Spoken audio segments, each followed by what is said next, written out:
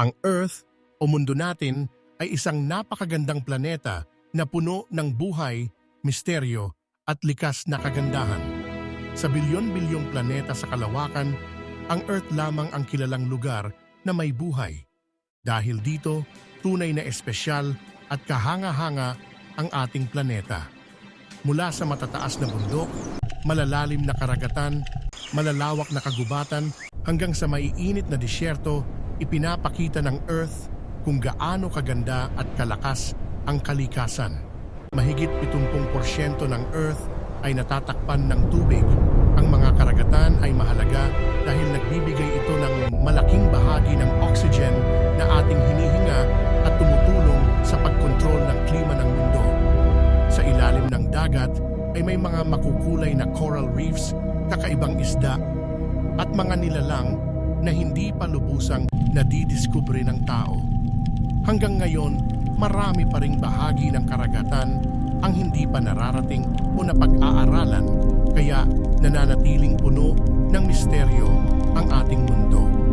Napakarami ring iba't ibang anyo ng kalikasan sa Earth. Ang Amazon Rainforest ay tinatawag na baga ng mundo dahil sa dami ng punong nagbibigay ng oxygen. Ang Sahara Desert naman ay nagpapakita kung paano nakakayanan ng ilang hayop at halaman ang matinding init at kakulangan sa tubig.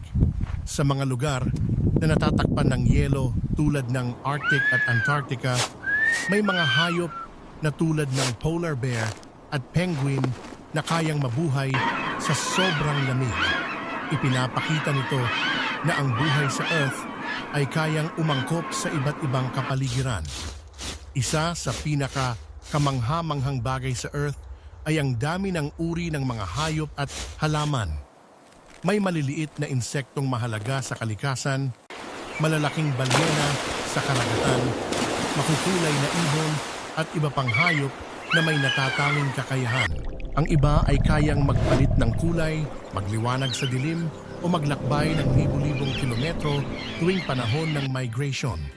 Ang lahat ng buhay sa Earth ay magkakaugnay at nagtutulungan upang mapanatili ang balanse ng kalikasan. Mayroon ding atmosphere ang Earth na nagsisilbing proteksyon ng planeta. Pinipigilan din nito ang mapanganib na radiation mula sa araw at nagbibigay ng hangin na ating nalalanghap. Dahil dito, nagkakaroon tayo ng ulan, hangin, bagyo at iba't ibang panahon tulad ng tag-init at taglamig. Ang pagbabago ng panahon ay nagbibigay ng iba't ibang anyo